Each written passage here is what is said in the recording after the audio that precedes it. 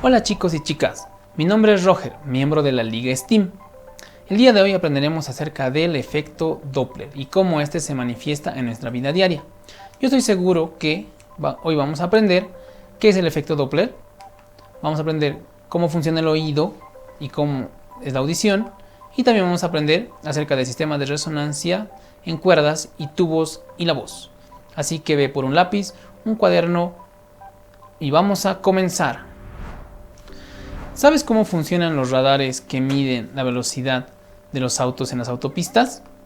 Bueno, pues en esta clase lo averiguaremos, pero para conocer esto necesitamos hablar un poco del efecto Doppler. Este efecto se refiere cuando, por ejemplo, si una ambulancia está viniendo a lo lejos y la vemos acercarse, el sonido se irá haciendo más agudo hasta que lleguemos a encontrarnos con la ambulancia. La ambulancia sigue de largo y ya se empieza a alejar. Entonces acá lo que va a suceder es que el sonido de la sirena se va a ir haciendo más grave. Es decir, se va a ir haciendo más y más grave hasta desaparecer por la distancia. El efecto Doppler es un fenómeno físico donde un aparente cambio de frecuencia de onda es presentado por una fuente de sonido con respecto a su observador, cuando esa misma fuente se encuentra en movimiento. Bien, ya habíamos puesto el ejemplo de la patrulla, como cuando se mueve a través de la carretera y se acerca hacia nosotros, el sonido va a cambiar. Una vez que llega a nuestro encuentro y luego se empieza a alejar, el sonido va a ser de otra forma diferente, ¿verdad? Entonces, nosotros tenemos que explicar por qué esto sucede. ¿Cuál es la razón? Bueno, pues vámonos a explicar esto. ¿Qué es el efecto Doppler? El efecto Doppler, como habíamos dicho antes, es la variación de la frecuencia del sonido. A medida que el sonido se va acercando hacia nosotros, la frecuencia de onda se va haciendo más pequeña. Esto gracias a la velocidad que le imprime el portador. Como el portador está trayendo el sonido y se acerca hacia nosotros, estas ondas vendrán de manera comprimida. Al estar más comprimida, nosotros lo percibiremos como más aguda. Sin embargo, una vez que estas ondas ya han llegado hacia nosotros y el portador también está en nuestro mismo lugar y se empieza a alejar, la velocidad con la que el portador se lleva el sonido hará que la frecuencia del sonido sea más amplia. Al ser más amplio, nuestro oído lo percibe como un sonido más grave. Podemos explicar de esta manera el efecto Doppler. ¿Por qué es importante el efecto Doppler? El efecto Doppler nos ha ayudado mucho a comprender cómo funciona el oído humano. Cómo el oído humano trata las altas frecuencias como sonidos agudos y a bajas frecuencias como sonidos graves, llegando porque se produce un sonido agudo y después uno grave. Para que se produzca este efecto, el automóvil debe ir a una velocidad considerable, es decir, debe ir bastante rápido. Si se encuentra parado, no se nota ninguna variación en la frecuencia. Es necesario aumentar la velocidad de la fuente emisora, en este caso del automóvil. Es preciso estudiar los casos en el efecto Doppler. Se representa, pues, tendremos tres distintos al tratarse de sonido. Foco en movimiento y el observador en reposo. Este es el ejemplo de nosotros mismos, cuando la ambulancia se acerca hacia nosotros y nosotros estamos en reposo. La frecuencia percibida por un receptor que no se mueve, es decir, que está en reposo, aumenta cuando el foco emisor se aproxima y disminuye cuando éste se aleja. Lo describiremos por medio de la siguiente ecuación. F' es igual a F por la velocidad dividido entre la velocidad menos más la velocidad por la frecuencia F, donde F' es la frecuencia percibida por el receptor medida en Hz. F es la frecuencia emitida por el foco, medida en Hz también. La B es la velocidad de propagación de la onda en el medio. En el caso de tratarse del aire, el valor será de 343 metros por cada segundo. La BF es la velocidad del foco emisor, medido en metros por segundo. Más menos, utilizaremos el signo menos si el emisor se acerca al receptor, y el signo más si el emisor se aleja del receptor. Foco en reposo y observador en movimiento. ¿Cómo podemos ejemplificar esto? Supongámonos que estamos en un minibús y hay una patrulla parada en la esquina. La patrulla sigue activada. Entonces nosotros nos acercamos a la patrulla y al acercarnos haremos el sonido más agudo. Sin embargo, al alejarnos este será más grave. ¿Cómo se explica? La frecuencia percibida por el receptor, que no se mueve, es decir, que está en reposo, aumenta cuando el foco emisor se aproxima y disminuye cuando éste se aleja. Lo describiremos por medio de la siguiente ecuación. La frecuencia percibida por el receptor, medida en Hz, es igual a la frecuencia emitida por el foco multiplicado por la velocidad de propagación de la onda menos más. Utilizaremos el signo más si el receptor se acerca al emisor y utilizaremos el signo menos si el receptor se aleja del emisor. Menos más la velocidad del receptor. Se supone constante y menor a b. Su unidad de medida es el metro por cada segundo, dividido entre la velocidad de propagación de la onda en el medio. Y como tercer caso, tenemos que el foco está en movimiento y el observador también está en movimiento. Es decir, nosotros estamos en el minibús y delante de nosotros también hay una patrulla en movimiento. Ambos están en movimiento, tanto el foco como el observador.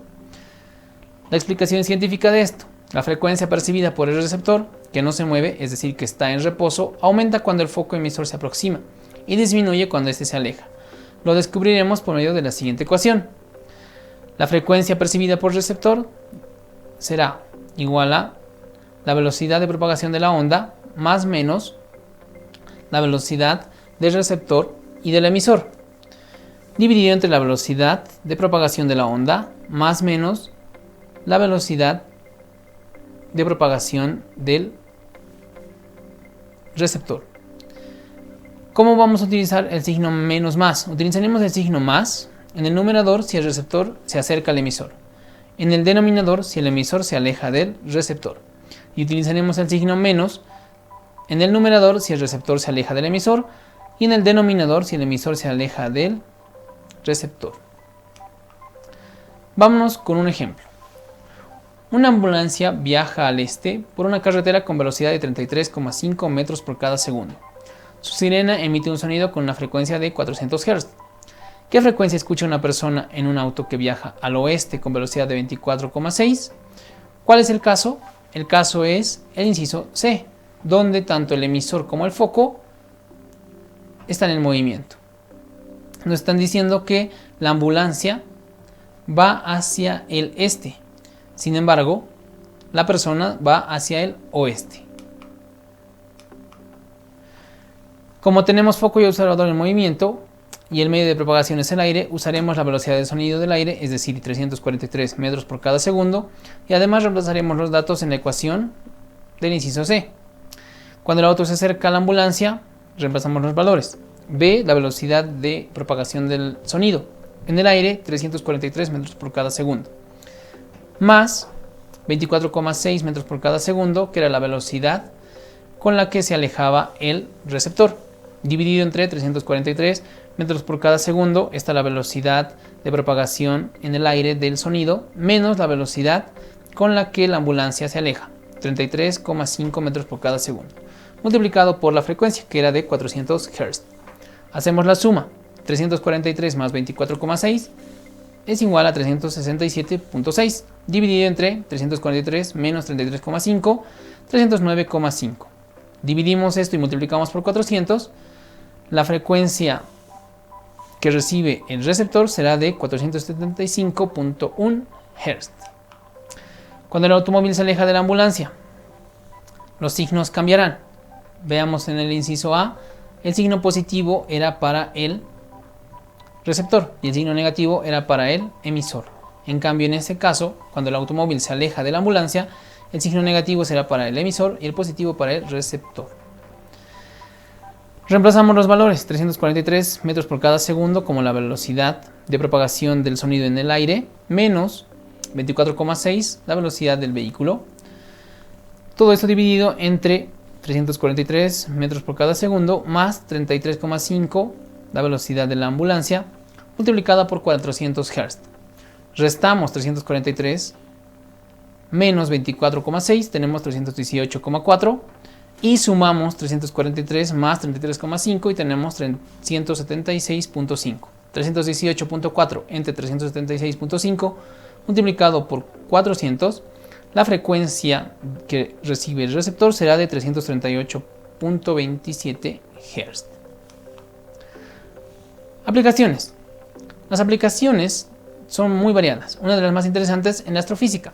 ¿Sabías que el efecto Doppler tiene la relación con el origen del universo? Pues sí, todo inicia con que la luz de las estrellas sigue los mismos principios de cualquier otra onda. En este caso, podemos usar el efecto Doppler para saber si una estrella se aleja o se acerca a nosotros. Tomemos como punto de partida una estrella cuya luz emitida es amarilla. Es importante recordar que el color que percibimos de la luz está relacionado con su frecuencia. Así, si la estrella amarilla se aleja de nosotros a gran velocidad, la frecuencia de la luz percibida disminuirá, mostrándonos un color enrojecido. A este efecto se le conoce como corrimiento hacia el rojo. Por lo contrario, si la estrella se acerca, la frecuencia aumentará, mostrándose un color azulado. A este efecto se le conoce como corrimiento hacia el azul. En conclusión, si una estrella se aleja de nosotros, aparecerá más roja. Si una estrella se acerca hacia nosotros, esta aparecerá de color azul. Es decir, que cada color tiene una frecuencia determinada. Seguro te preguntas, ¿qué tiene que ver todo esto con el origen del universo? Pues tiene mucho que ver, y es uno de los puntos fundamentales para el descubrimiento del Big Bang. Pues gracias a Edwin Hubble y su colaborador Milton Hamerson, que fotografiaron las estrellas de la galaxia con un telescopio, se obtuvo una respuesta y descubrieron datos impresionantes. Hallaron corrimiento de rojo en casi todas las galaxias, prueba de que el universo debía estar expandiéndose. Y más importante aún, cuanto más lejos estaban las galaxias, mayor corrimiento al rojo tenía, mientras que las galaxias cercanas muestran un corrimiento al rojo muy pequeño, en las más lejanas se producía lo contrario. Es decir, que las galaxias más lejanas se alejan a mayor velocidad de nosotros. Esto debido a que tienen más tiempo en su camino hacia la expansión. Sin embargo, las galaxias más cercanas aún están recién acelerándose. Esta teoría daba validez al Big Bang y a establecer las bases de la expansión del universo, con el estudio de las diferentes intensidades de corrimiento al rojo de las galaxias. Así fue como el Hubble consiguió medir la distancia y la velocidad que tenía cada una, y llegó a la conclusión de que cuanto más lejana era una galaxia, se alejaba a mayor velocidad. Como ya dijimos, en un punto fundamental para entender la expansión del universo, y demuestra que esta expansión que todavía podemos ver son los restos de esa gran explosión que conocemos como Big Bang. Bien, ahora vamos a ver cómo funciona la audición y cómo funciona nuestro oído. El oído es un órgano de gran importancia para el estudio del sonido, ya que allí es donde se da inicio a la sensación acústica que procesa el cerebro. El funcionamiento inicia con la percepción del sonido captado por la oreja, pasa por el conducto auditivo externo y allí concentra las ondas sonoras y así las lleva al tímpano, el cual vibra lentamente con los tonos bajos y rápidamente con los altos.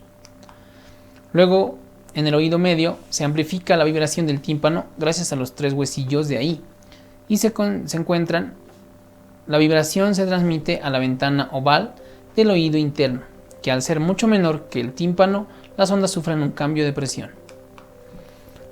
Además que esta parte del oído está llena de líquido, el estribillo, uno de los huesillos, ocasiona una fuerza sobre una ventana oval, que ocasiona que las ondas se transformen a ondas de presión hidráulica, que dentro del caracol se transforman en impulsos nerviosos y finalmente se transmiten al cerebro por medio de nervio acústico.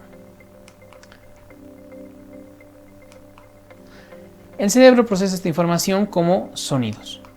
Los sonidos de muy alta frecuencia causan pérdida de sensibilidad auditiva, porque dañan las células del oído interno, las cuales no se regeneran. Como ya vimos anteriormente, el ser humano puede percibir frecuencias que van desde 20 Hz hasta 20.000 Hz. A los niveles mínimos de intensidad que el oído capta se les llama umbral de audición y a los niveles máximos de audición se les llama umbral de dolor. Bueno, en esta última parte agregamos un dato importante y necesario. ¿Qué son los niveles de intensidad, o sea, decibeles? El decibel o decibelio es la unidad de medida de la intensidad sonora. Su símbolo es D minúscula, B mayúscula. Aquí podemos ver en una tabla cómo están clasificados los diferentes ruidos que nos rodean. Un concierto puede llegar hasta los 110 decibeles. El tráfico que sufrimos a diario llega hasta 90 decibeles. Las conversaciones normales que tenemos están calculadas más o menos en 40 decibeles. Dentro de una biblioteca hay 20 decibeles y el umbral de audición será 0 decibeles. Es decir, este umbral de audición hace referencia a los 200 Hz que habíamos visto antes. Corresponde un decibel al logaritmo decimal de la relación entre la intensidad del sonido que se ha de medir y la de otro sonido conocido que se toma como referencia.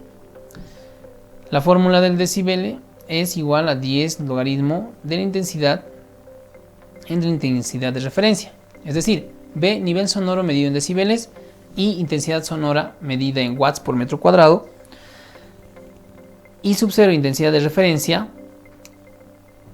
y la intensidad de referencia será de 1 por 10 a la menos 12 watts por cada metro cuadrado.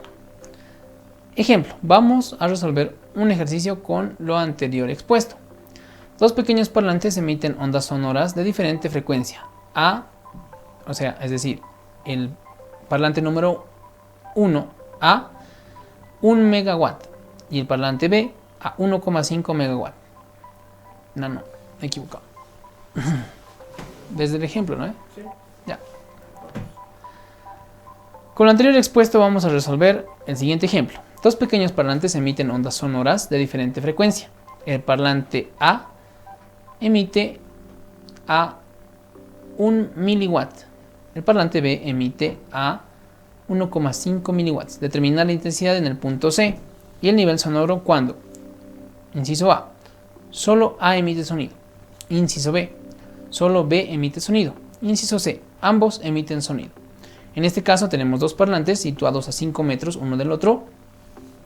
Tenemos un punto C que dista 4 metros perpendicular de la distancia entre los dos parlantes. Ahí podemos hacer un triángulo rectángulo si necesitamos conocer las distancias. Podemos utilizar el teorema de Pitágoras para encontrar RA y podemos usar el sistema de Pitágoras también para encontrar RB. ¿Cómo usamos el teorema de Pitágoras? Pues con la ley que dice que la hipotenusa elevada al cuadrado es igual a los otros dos catetos también elevados al cuadrado y sumados. Vamos con la solución de este ejercicio. Para determinar la intensidad, primero recordemos la ecuación. La intensidad es igual a presión sobre área. El área es 4pi radio al cuadrado. Entonces la intensidad será presión dividido entre 4pi radio al cuadrado. Lo primero que debemos determinar en el radio de la propagación, es decir, RA, si observamos en un triángulo rectángulo, así que usemos el teorema de Pitágoras, como lo habíamos dicho antes. Para encontrar el radio A, vamos a usar el teorema de Pitágoras. RA será igual a la raíz cuadrada de 3 al cuadrado más 4 al cuadrado. 3 al cuadrado 9 más 4 al cuadrado 16. Raíz cuadrada de 9 más 16, 25 es 5. Ahora reemplacemos en la ecuación de la intensidad.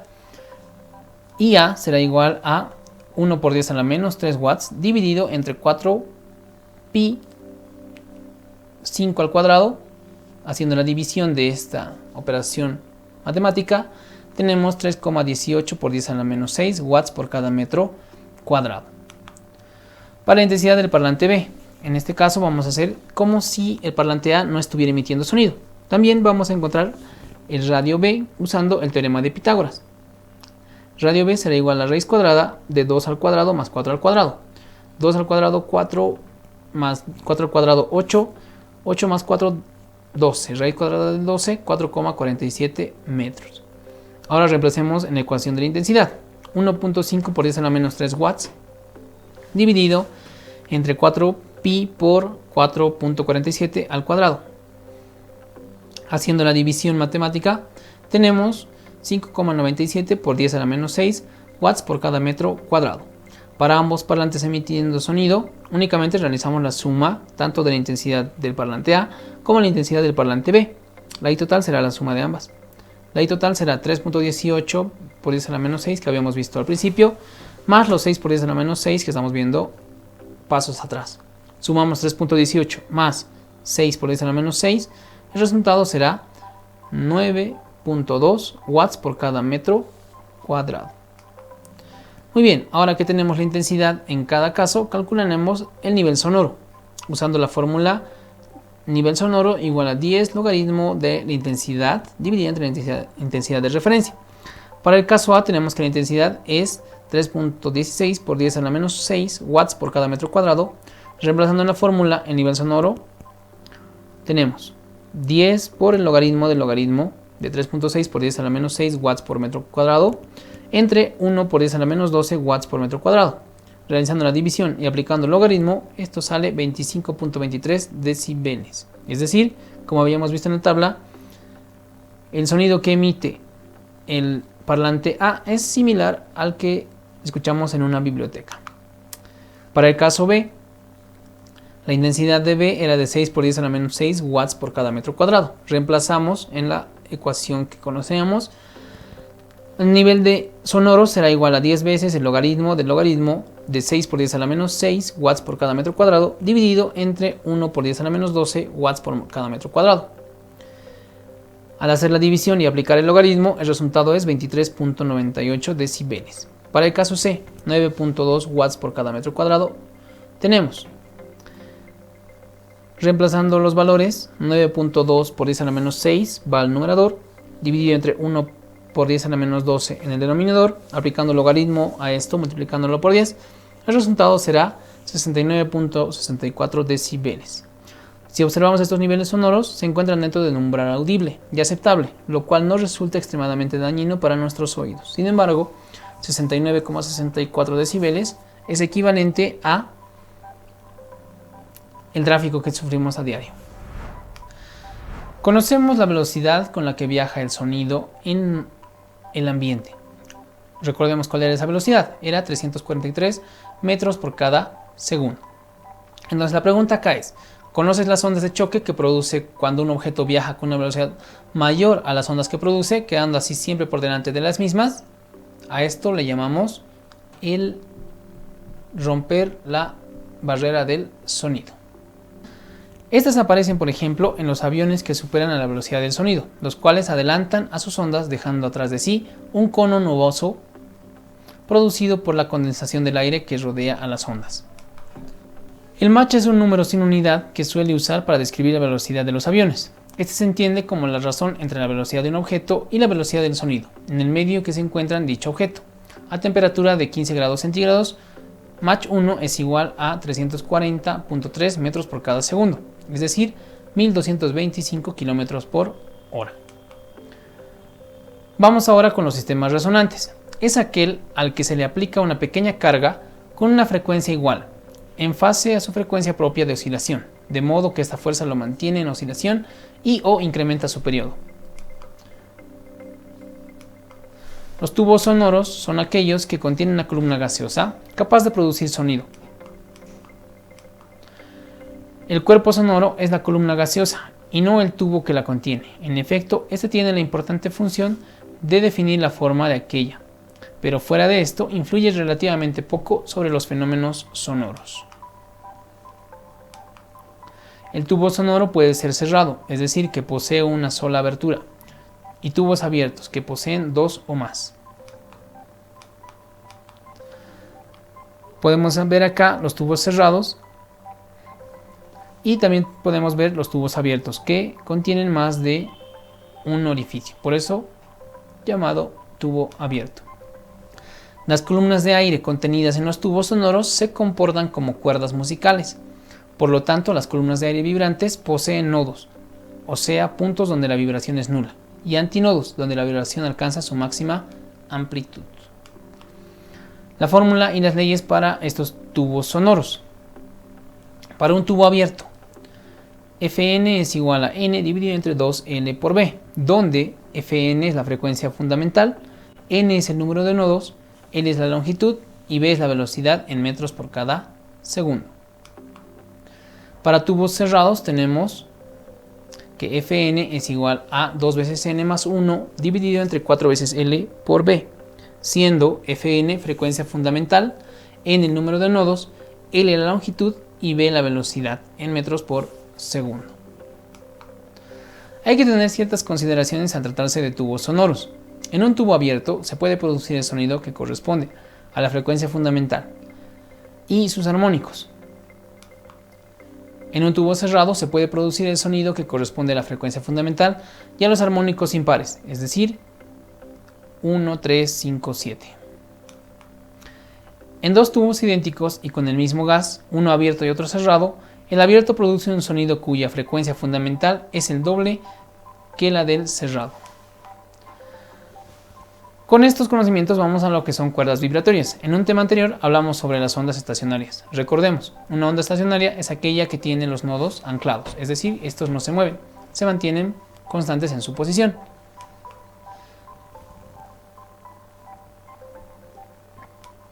En los instrumentos musicales, el sonido se produce por vibración. En el violín, por ejemplo, vibran las cuerdas.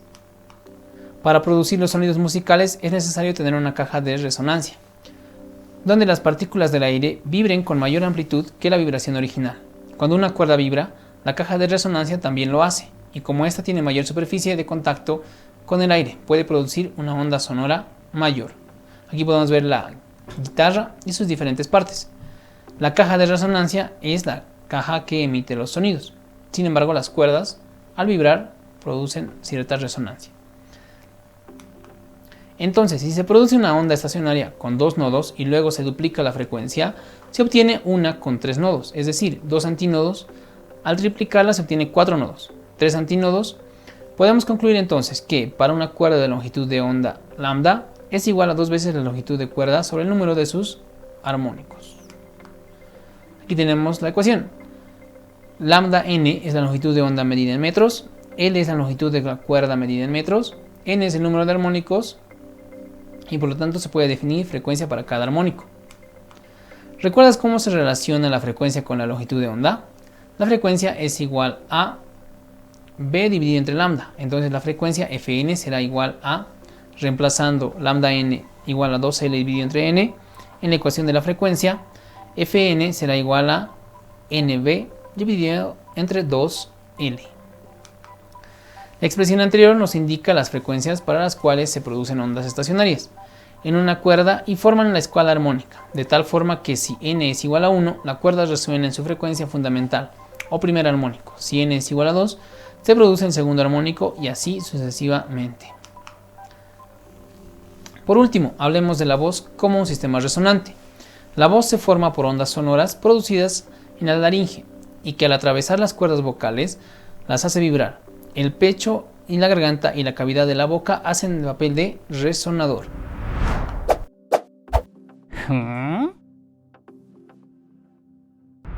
Vamos con el científico del día. El día de hoy empezamos hablando acerca del efecto Doppler. Esto gracias a su descubridor Christian Andreas Doppler. Fue un gran físico y matemático austriaco. Nació el 29 de noviembre de 1803 en Salzburgo.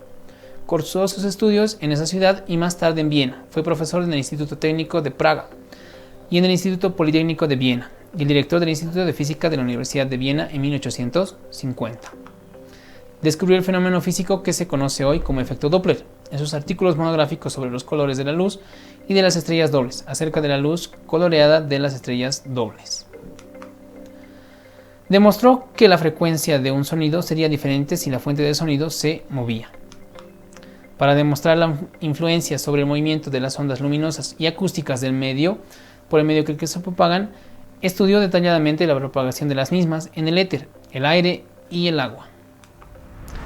Inventó diversos instrumentos, entre ellos el diastómetro óptico y la sirena para la determinación de las presiones de los vapores y del aire comprimido. Falleció en Venecia el 17 de marzo de 1853.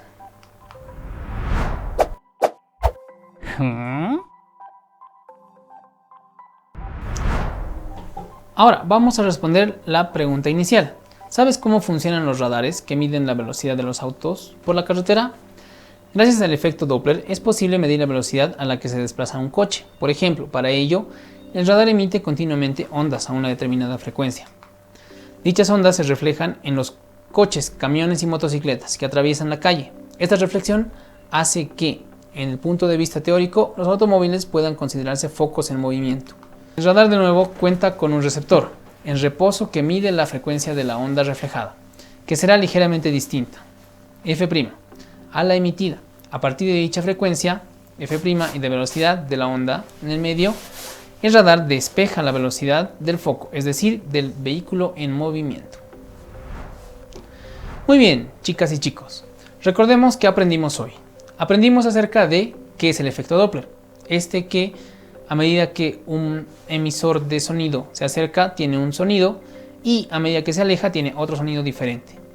Aprendimos las diferentes variaciones de cuando el receptor está en movimiento y el emisor está detenido, o cuando el emisor está detenido y el receptor en movimiento, o cuando ambos están en movimiento. También aprendimos acerca de el oído y cómo funciona, cómo nuestro cerebro interpreta los sonidos. Y también aprendimos acerca de la resonancia y las cuerdas y tubos y la voz. Aprendimos cómo funcionan los instrumentos musicales, así sea la guitarra, el violín, incluso cómo funcionan nuestras cuerdas vocales. Conmigo ha sido todo por hoy. Nos vemos hasta la próxima. Nos vemos.